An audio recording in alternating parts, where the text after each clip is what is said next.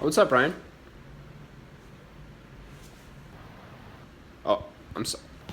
I was running late to class. I totally forgot. Come on, man. Can't you just say something for once? You never say anything. Damien Chazelle, can you say something?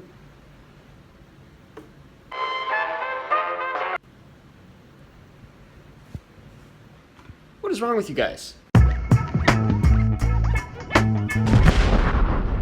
Hey everybody, it's me, Karsten Runquist. Before you go over to the comments and start going, what is this channel turned into? Just movie reviews? What is this? Listen, there's been a lot of movies out recently that I've had the chance to see that I felt have been worth reviewing. I got a new video on a certain thing coming soon, but for now I'm going to review this. So I just saw First Man, and while it was one of my favorites of the year, I had maybe my least favorite movie-going experience. Things went downhill when, an hour into the movie, the sound shut off, thank you AMC, and after 15 minutes of silent movie viewing, an employee finally came in and was like, "Hey, we're having technical difficulties," like, yeah, no shit. The movie paused, and then we waited another, 15 minutes, and in that 15 minutes, people started to get mad. There were some ladies in the back that were like, "Is somebody gonna fix this?" And then some dude in the front started going off on an anti-AMC rant, to which another dude in the back yelled, "Shut up, asshole, you're not fixing anything." And then I'm just sitting there like, why am I here? But eventually they fixed it, and the fact that I still loved this movie despite this whole fiasco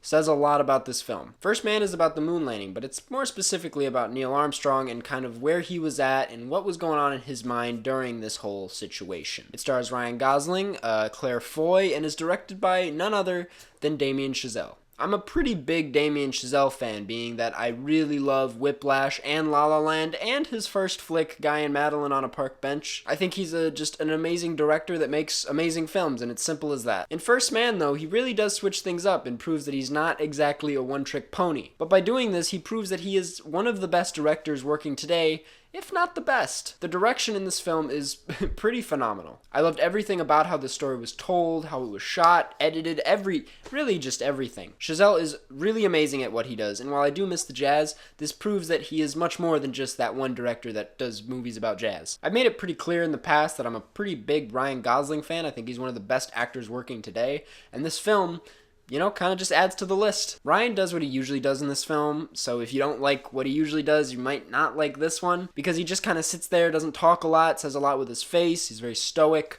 but I think he does bring a little something extra this time. In First Man, while Gosling may not use his face a lot more, he shows a lot more emotion, somehow. There's a specific scene where he's in the White House and he gets a phone call, and the emotion is just booming off his face, but his face isn't changing. It's like magical. He did a great job, but in my opinion, the real star of this film was Claire Foy. She blended right into this story to a point where I forgot that I was watching Claire Foy.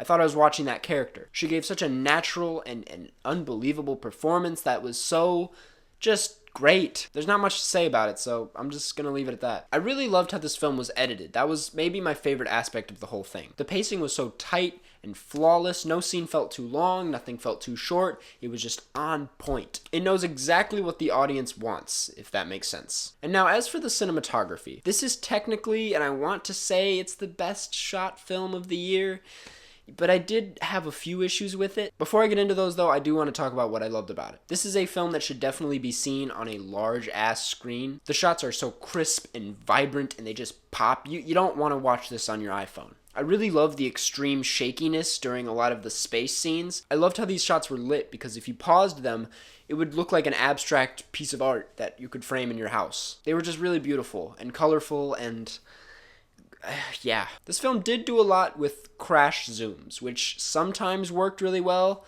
and other times didn't. I know that they're doing this to go for a more natural and realistic tone, almost sort of like a documentary. It kind of ruined a few scenes for me, because I felt like I was totally into the film, and I forgot I was in the theater, and I felt like I was there with the characters, and then all of a sudden it would crash zoom, and I was like, oh, somebody's filming this. This is gonna sound goofy, but it made the film feel like something that was being filmed, rather than a thing that we were experiencing. I don't like being able to picture what the people looked like on set. And when they did these crash zooms a lot, it kind of felt like that. Some people will really dig this aspect of it. It wasn't for me. A lot of you are probably going into this a lot like me, where you really loved Whiplash and you really loved La La Land, and you wanted to see where this kind of fell on the spectrum, despite the fact that it's a completely different film. And while this film is definitely on that level of quality, I don't think it hit nearly as hard for me as those other films did. This thing is great as a movie. I mean, it's technically a masterpiece, but I didn't get that sense of heart and connection that I got from La La Land and Whiplash. I've always felt as though Chazelle had a really great way of creating relatable characters that we can connect with, but I didn't really get that with this protagonist. I know that it's a true story, so there's only so much he could do, but I still feel like, knowing him and knowing how smart of a director he is, he would have done a little bit more to get us to really have a heart-to-heart. This film was amazing on basically every level, but I didn't feel anything too intense. And to be honest, that's kind of the only thing that's holding this film back from a 5 out of 5. I mean, this film is amazing. It is out of this world. I loved First Man, and I cannot wait to see it rake in some Oscar nominations, because let's be real, it's going to be at the Oscars. And I'm going to give it a 4.5 out of 5. Thank you guys so much for watching. Hope you guys enjoyed this one, and look forward to non-reviews coming pretty soon. And I will see you guys in the next one.